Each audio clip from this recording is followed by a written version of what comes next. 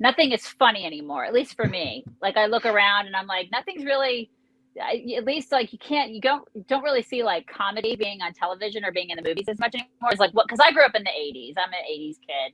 And I know Mock is too. And so I Mhm. remember great comics growing up. And so I look at that and I think, okay, so Betty White has passed on. Bob Saget just passed away in the past Mhm. couple days.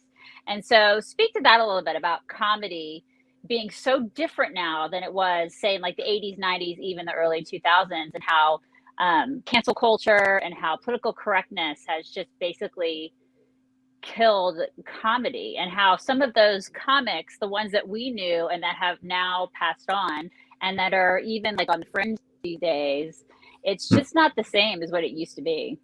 It's not the same at all. And I think you could just take a quick quiz to figure this out.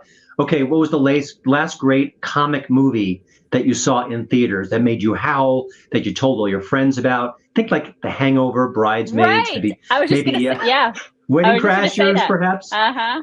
They don't make them anymore. And actually, one of the fellows who made them, Todd Phillips, is a director. He did the Hangover trilogy, and he basically said when he made Joker a couple of years ago, "I'm out. I can't do it anymore. This environment is not conducive to comedy." So when you have a very talented director who's known for his comedy say, "Yeah, I'm going to do something else. Thanks, guys," there's a problem. It is fear of offending the wrong group, fear of offending anyone, fear of not phrasing something properly. There is so much anxiety within the Hollywood community about comedy. And, Jerry Seinfeld kind of warned us a few years ago. He said, Right. I don't do comedy clubs. I don't do colleges anymore. I don't perform there because they're too sensitive. They're too outraged by everything.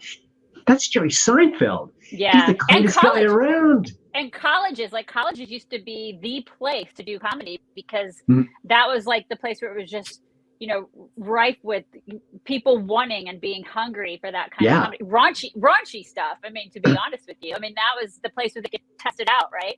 And Mhm. now they're the most offended, which is really disconcerting.